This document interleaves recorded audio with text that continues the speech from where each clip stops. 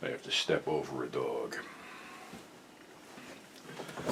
Well, welcome back to our Halloween extravaganza. And this one goes out to Kyle in the sanctuary because he's the one who suggested bringing up the three titans of terror, Karloff, Lugosi, and Chaney. So this one's Boris Karloff, in a film for Warner Brothers in 1936, 5 years after he was the Frankenstein monster. And the film is The Walking Dead. And he is John Elman in The Walking Dead. See, the whole thing is there's a trial that starts, and there's a judge that's going to put this mobster away. And the mobsters want to take out the judge, but they said it would be too soon after the guy got put away. So they found this guy, John Elman, who had killed his wife and basically got sentenced to 10 years by the same judge. And he actually bears no animosity toward the judge. So the gangsters find that John's going to be the perfect patsy.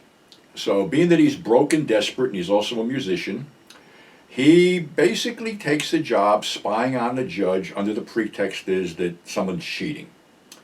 So while he's doing that, the judge is murdered and thrown in the back of John's car. But it isn't like there isn't witnesses. A young couple were out making out and saw it.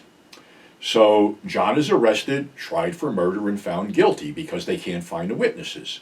Now, the fucked up part is that his lawyer is actually working for the mob and wants to see him go to the chair because that'll erase any involvement that they had with it.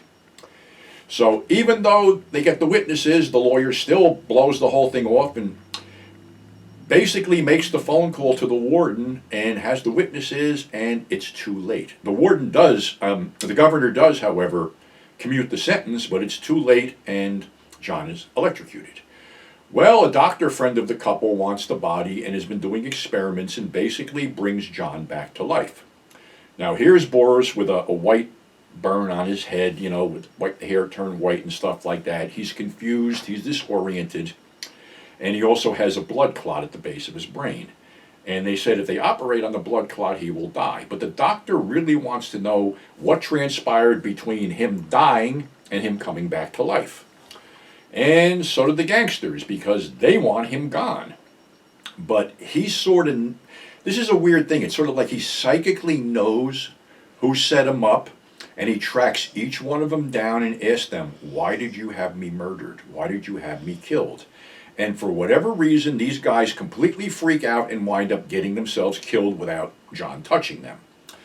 And it comes down to the climactic final where the lawyer and the head bad guy, played by Barton McLean, who made a living out of playing real tough bad guys, basically gun John down and take off in their car, but their car hits an electric light pole and blows up. And John is in the doctor's care. They know he's not going to make it, and he asks John, you know, what did you see? What did you see? And when John goes to answer, he goes, it was, and that was it. So it ends on that.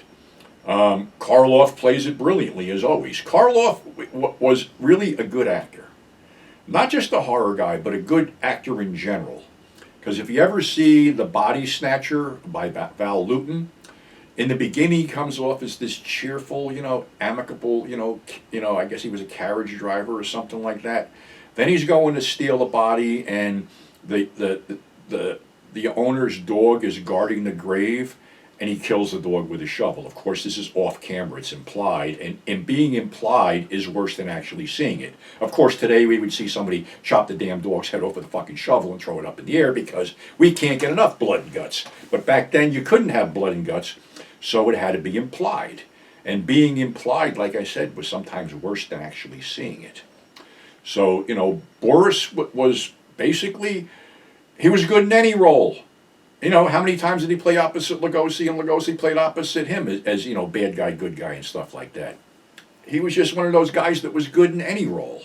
And fortunately for him, he didn't succumb to, you know, the stuff that, you know, Chaney and Lugosi got into. Lugosi with the drugs and Chaney with the alcohol and stuff like that. So, you know, he kept, you know, and, you know, the thing was, I sort of grew up when these guys were still, you know, viable and still doing films. Especially Chaney and Karloff. Lugosi, I remember him being on a late night TV thing or something, but I think he was long gone when before I became aware of any of this shit.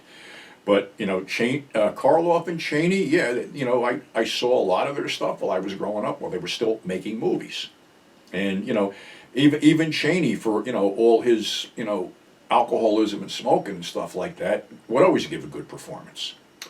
So yeah, The Walking Dead, released by Warner Brothers, 1936, definitely worth a look. It's available, and like I said, Karloff's in rare form there. He's completely sympathetic, and like I said, as the monster, he never kills anybody, never touches anybody. They just sort of kill themselves. So, something else that came across my radar the other day was that someone paid 7 figures to release 3 Russ Meyer movies on Blu-ray. 7 figures. It must be nice to have 7 figures to piss away on something like that. Because most people who know about the Russ Meyer story know how he was screwed over at the end of his life, that basically he was sequestered because he had Alzheimer's, and all his friends and associates were forbidden to see him, and they never even got to see him. Well, these people have been sitting on that library for decades, and they've been selling the shit on eBay, VHS burns and stuff like that. So now it seems that, I'm going to be a scumbag by saying this, but I don't care. Fate rewarded her by giving her a guy that is willing to spend 7 figures on 3 movies and put them out. And what is going to be the great thing about these movies? There's no one alive to do any commentary. Charles Napier's dead, Kitten's dead, Tura's dead. I think the only one left is Eric and Gavin. And the other thing was, this popped up a couple years ago, this thing. It's basically every Russ Meyer movie. Let me read it off. Lorena Mudhoney, Motorcycle, Good Morning and Goodbye, Pandora Peaks, Finders Keepers, Lovers Weepers, Wild Gals, Naked West, Black Snake, The Immortal Mr. Tease, Even the Handyman, Cherry Harry and Raquel, Common Law Cabin, Faster Pussycat, Kill Kill, Up, Mondo Topless, Beneath the Valley of the Ultra Vixens, Super Vixens, and Vixen. Okay, this was all on 2 Blu-rays, 13 films, from a company that no longer carries it. And it was only $20-something. And it's not junk. They were obviously taken off, like probably a Japanese Laserdisc or something. But like I said, this is why I don't jive with some of these vanity companies today and really don't give a shit about them, because of stuff like this. You're basically rewarding someone who ripped off Russ, ripped off his fans, and ripped off all his friends, and you're going to be the cool kid on the block and put out 3 movies. God bless you. 7 figures. I wish I had 7 figures. If I had 7 figures, I'd help people that are fucking starving in the streets, or help veterans that are having problems, or help people that are having problems. Not dump it into some friggin' Blu-ray DVD release, but that's me. Obviously, what I believe and what I think doesn't jive in the modern world for some reason. So, sorry I had to go off on that rant, because when I heard that just pissed me the fuck off. So, thanks for subscribing. Thanks for tuning in. We'll have another one tomorrow, so stay tuned, stay safe, and we'll catch you on the flip side.